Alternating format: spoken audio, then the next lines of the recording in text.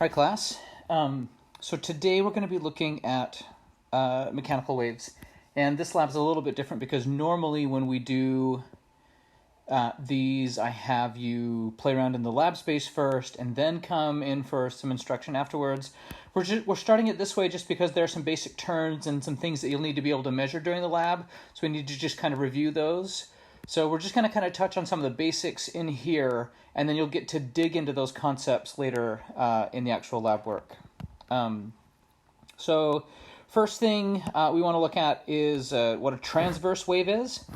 And so, right, what you're seeing here is a transverse wave, and there's a lot of different things. So number one, and I have some animations that we'll watch here in just a second, but with the transverse wave, the particles, they start here and they move up and then they move down. So, right, the particle motion is up and down, but the wave itself is moving forwards, right?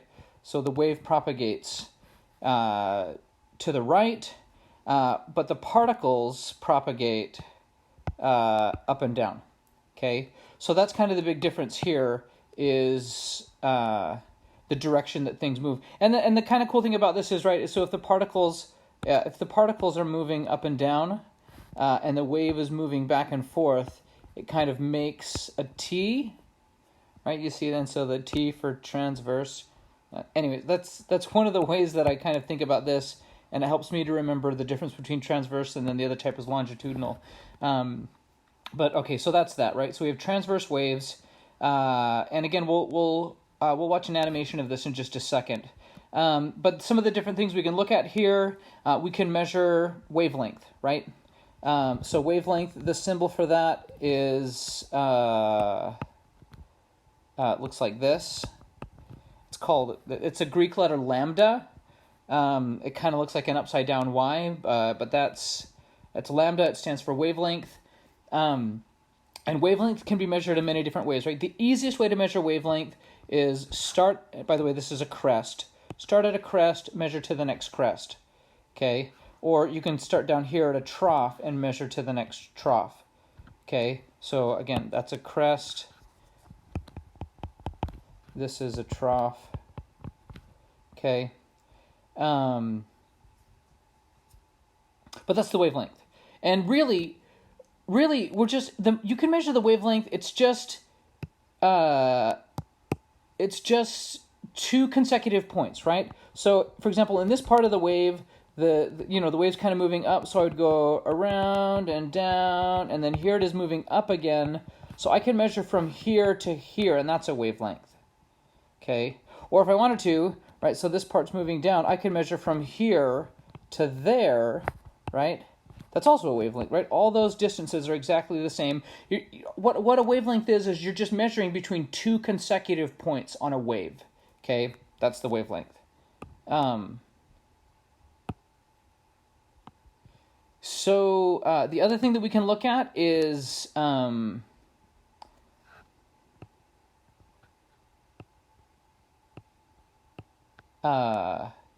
amplitude. Okay, an amplitude, so you start here, this is kind of like where the rest position is, and you measure to the highest displacement, right? So all these particles like normally would be sitting on these lines, but the wave is causing them to move up and down, right? So the amplitude, right, the total amplitude is going to be the maximum displacement. You could also measure the amplitude here, or here, or here, right?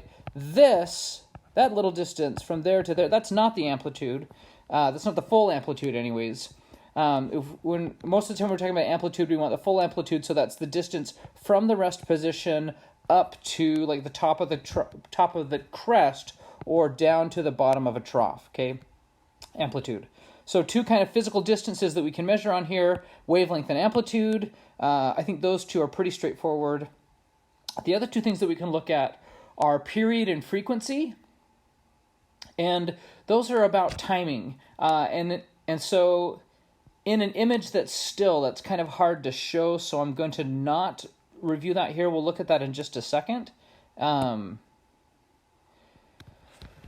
So let's move on to the next one. Okay, so longitudinal waves. All right, now looking at this, So this down here, right, this is a transverse wave.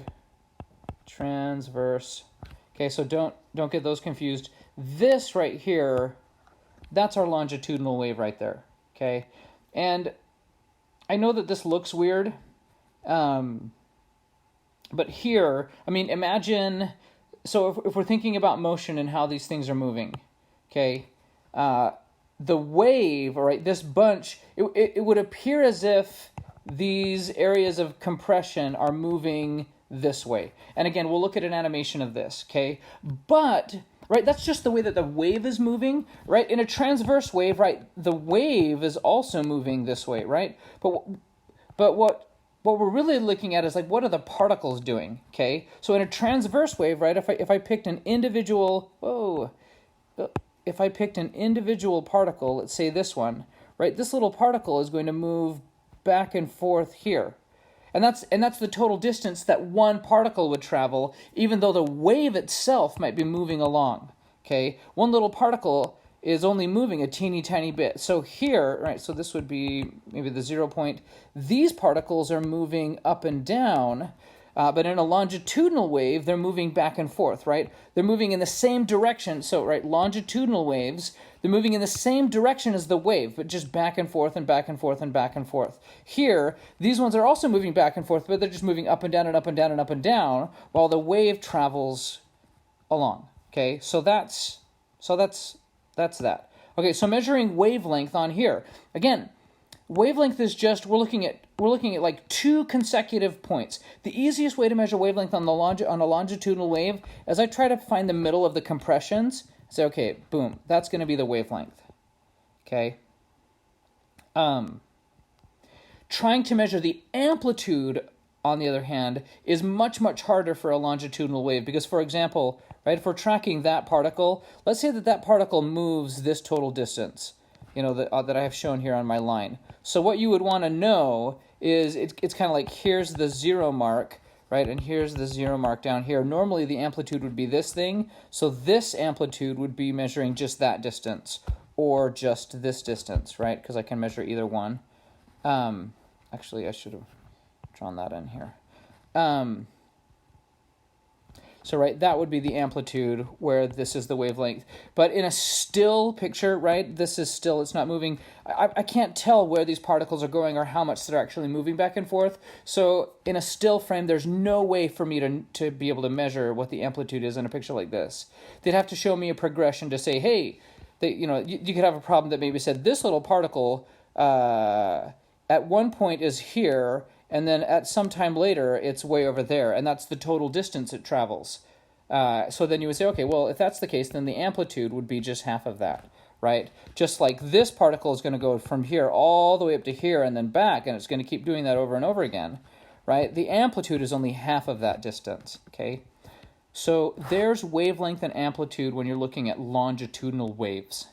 And again, we'll look at frequency and period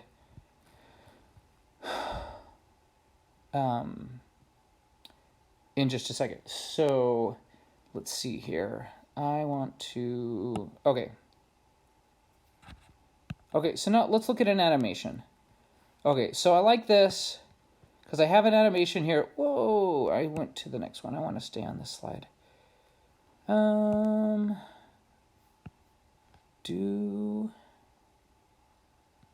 Hold up.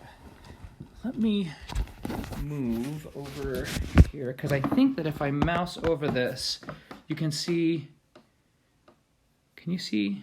I'm not sure if you can see my mouse in the video. Nope, hold up. There's a way to make the mouse look like a laser pointer, I think.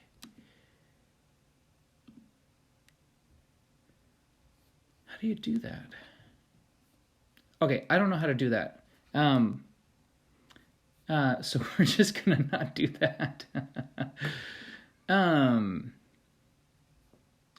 wait. Yes. Okay, now you can see. Oh, I found it. Okay. So check this out.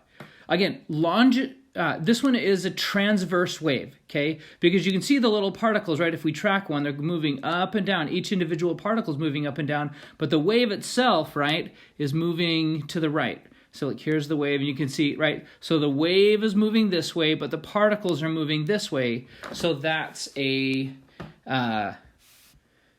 transverse wave, okay? And so if I wanted to find the wavelength on this thing, right, I'd have to kind of freeze it. And now that it's frozen, I can say, okay, look, here's a crest, there's a crest, and I can measure that distance. Or here's a trough, there's a trough, I can measure that distance, and I could get the wavelength, okay?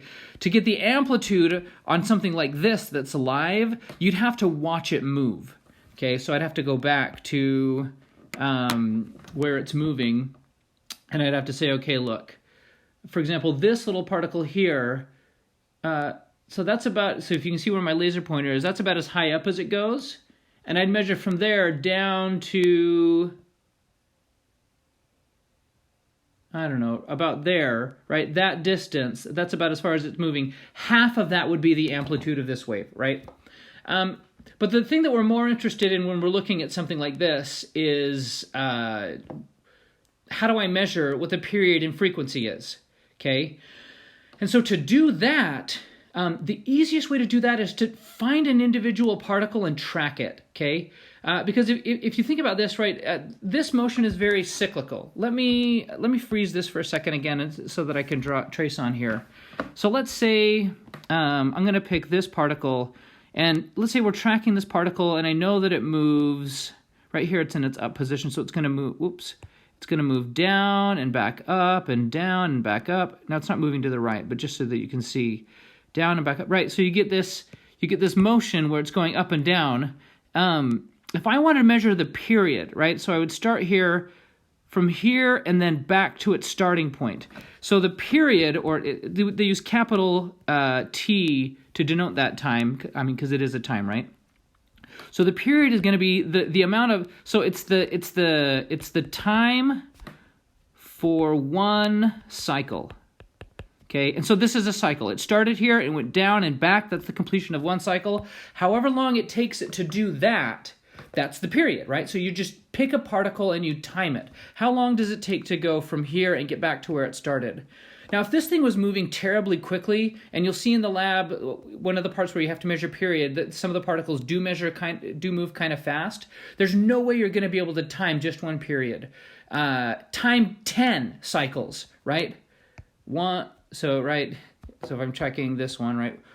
1, 2, 3, 4, 5, right? Time 10 cycles, and then divide by 10 to get the period for one. You'll get much cleaner data if you do it that way. Okay, so that's what the period is. The amount of time in seconds, that's our unit, for one cycle, okay? So if we were looking at this, so if I'm tracking, okay, my laser is about at the bottom, right? So I want to know, so it's there, up, and down, so it's about a second. You know, I would actually get a stopwatch out and time it, but but you would just need to time that motion, right? How long does it take that dot to get back to my laser pointer? Okay, so that's how that works. You can measure the period that way, right? Now, the other thing that we want to measure is the frequency, okay? So you have the period, which is the time for one cycle, okay? And the other thing we can measure is the frequency, okay? And what frequency is this is the number of cycles in 1 second, okay? So these two things are kind of inverses of each other. This one wants to know, well, how long does it take one cycle to occur? And this one wants to know, the frequency is, okay, if I let 1 second pass, how many cycles occur in 1 second? Okay. So let's go back to the animation, and then let's see if we can kind of watch this. So then, now, okay, so here in the animation, here's my little particle moving around. So we already kind of guessed, we're tracking this thing, and again, if I was doing frequency, I would probably do 10. So I mean, I can't put a stopwatch on here, but like if I set a stopwatch, I would maybe like time for 10 seconds and then count the number of cycles I see in 10 seconds. And then you could divide by 10 to get the number of cycles for 1 second. If I wanted to like directly measure this, but like, let's just say, all right, let's just do this. I'm gonna get my stopwatch out here on my phone, and I'm gonna time this thing for, hold up here, let me see. I can do this. I can set this up to go for 10 seconds. Okay, here's my laser pointer, and I'm gonna say, go. So there's 1, 2, 3, 4, 5, 6, 7, 8, 9, 10, 11. Okay, so about 11. So almost 10, right? Oh, stop. How do you stop that? Okay. So that was about, right? That was about 10 cycles in 10 seconds. So it's about 1 second. It's about, you know, it has a frequency of, it has a frequency of 1 cycle per second, which is also the same thing as saying that it's 1 second per cycle. We could talk about this a little bit more. We could say, okay, well, what if the frequency was 2 cycles per second? Okay, well then what would the period be? Okay, so well, if I can do 2 cycles in 1 second, well then how long does it take for 1 cycle? Well, that's just half a second per cycle. And if you look at this, look at these units. They're inverses of each other, and the numbers are also inverses of each other. So we have this little formula that says that the frequency is 1 over the period. Or you could say that the period is equal to 1 divided by the frequency, right? There's this relationship between those two values. In the lab, you know the frequencies at all times, and you want to measure the periods. I want you to, at least in a couple of the spaces, try timing these, because that's an important skill to have. Okay, so there's that. All right, so now we've looked at all of this stuff in the space of, these are transverse waves, okay, in the space of transverse waves. So let's see what this looks like in a longitudinal wave. Okay, so here, all right, here's the animation of a longitudinal wave, right? Again, I can freeze this, and frozen, it actually becomes like pretty hard to see the compressions. Right, so here's a compression, here's a compression, here's a compression, right? So I could measure, right? There's one here, there's one there, right? Those are the wavelengths, right? If I'm measuring between the middles of the compressions, right? You've got the wavelengths are the distances there. And again, if I wanted to measure the amplitude, I would need to pick a particle and track it, right? So if this is the particle I'm tracking, what's the total distance it covers? And then I would cut that in half to get the amplitude, okay? So then going back and looking at this and thinking about this in terms of period and frequency, right? Again, so here's my particle. Notice it's not moving very much, right? It's there, and now it's over here, right? It's just moving.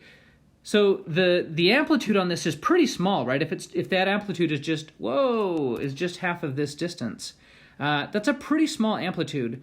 But if I wanted to get the period, I would time how long does it take that little dot to go, right? The period would be start, stop, right? That felt like, I mean, I didn't time it, but that felt like 2 seconds, right? It seemed to me to be about, maybe it's a little bit shorter than that, about 2 seconds per cycle would be the period. So then to get the frequency, I would cut that in half, right? If it's 2 seconds per cycle, then it's a half a cycle per second.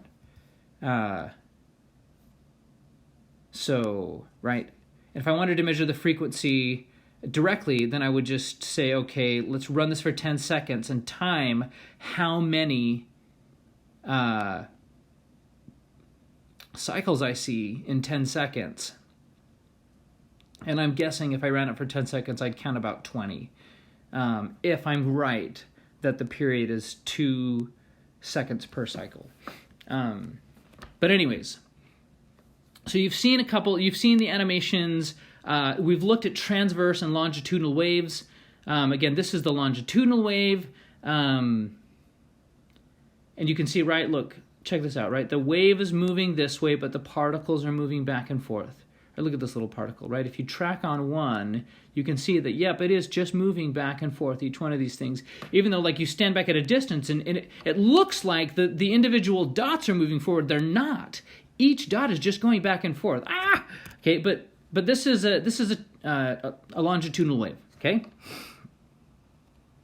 All right. Then the other thing I want to look at is wave velocity. Okay, how fast are waves traveling, right? What's their speed? If I wanted to measure this, right? You all know that velocity is just distance divided by time. So I could, let's say, measure the distance from here to here, and then I could say, okay, look, I'm going to track one of these waves. So I'd start the stopwatch, and I'd let it run, and we're tracking this wave. Here it goes, brrr, not moving terribly fast. And I'd want to know, how long does it take to get to the end? Measure that distance, divide by the time, boom, you have the velocity of the wave, okay?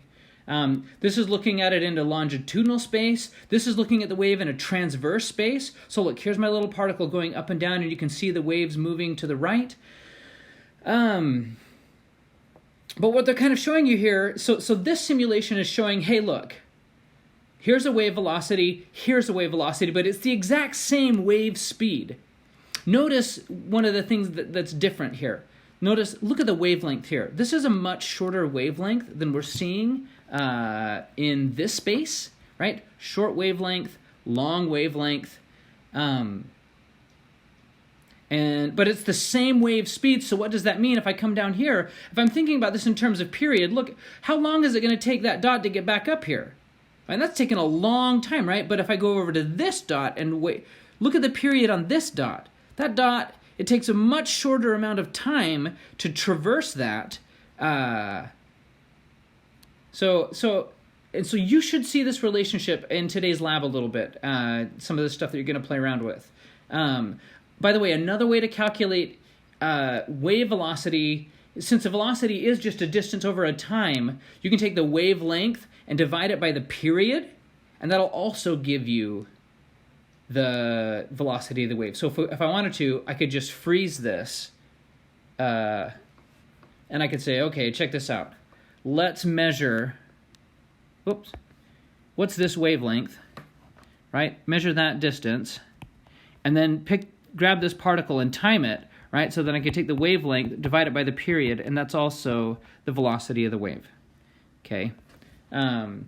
So I'd pause this to measure the wavelength, and then let it play to measure the period, right? So because I'd need to get my timer out and time how long it takes that thing to move up and down, right? So there's one period there finally, okay? So, and by the way, right, long wavelength, long period, short wavelength, short period, right? It's going to come out to the same number. That's why those velocities are the same, okay? So a little quick practice, something that, you may see this in this form-ish later. So transverse wave, right? So I could say something like this. Measure the wavelength, amplitude, period, frequency, and velocity of the following waves. I just have one here for us to practice with. And I've put some rulers on here for us to kind of see what's going on. So if I looked at this, I could say, hey, look, okay, so this is a wavelength of 1. Actually, let me go to a space where I can kind of draw on this. This is a wavelength of 1, right? I'm starting here and I'm going out to here, right? So the wavelength there, lambda, is 1. Okay, cool. Okay, well, what's the amplitude? Well, measure from there to there. Go back to my ruler. So, right, so I could say over here the wavelength is 1 meter. The amplitude is a ½ meter. Okay, so I have those, right? Wavelength, amplitude, okay, period. Okay, how am I going to get the period? Well, it tells me that for the wave to get from here to here, that's 8 seconds, okay? And I know that the period is seconds per cycle, okay? So 1 cycle would be that much. And if I look at this, well, how many cycles do I have here? Well, there's 1, 2 cycles, right? Because I have 2 wavelengths, 2 cycles. So if I'm doing 2 cycles in 8 seconds, then the time for 1 cycle is 4 seconds. Okay, and then if I want the frequency, well, okay, so the frequency of the units here is the number of cycles in 1 second. Okay. For this on the frequency, the easiest thing to do is look at the period and invert it, right? I know that it's going to be 1/4 of a cycle. Whoa.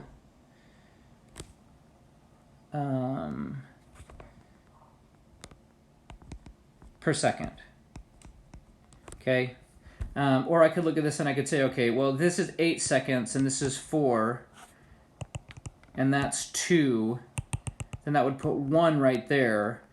Okay, so then how much of a wavelength is that? Well, there's 1 wavelength. Here's half a wavelength.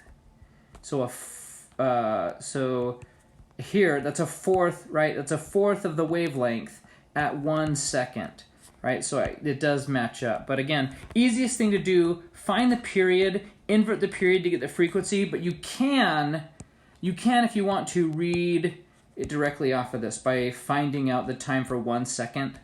Okay. And now that I have this, the last thing, okay, so I've done the period, I've done the frequency, now I need the velocity. So the velocity is just the wavelength over the period.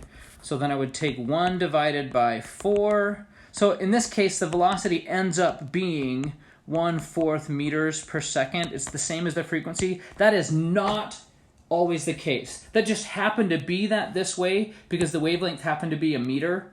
But if my wavelength had been 2 meters or something different, then right, this calculation would have ended up looking a lot different. So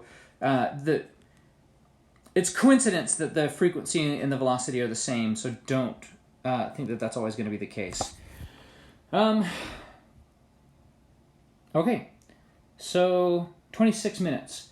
A lot of stuff in here. We've looked at all the basics. Next time we're going to dig into...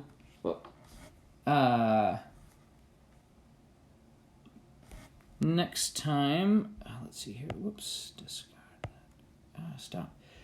Let's go to the next slide. Oh, did I break this? Well, good thing we're done, because this is not going to the next slide. Oh, there we go. We're going to look at interference.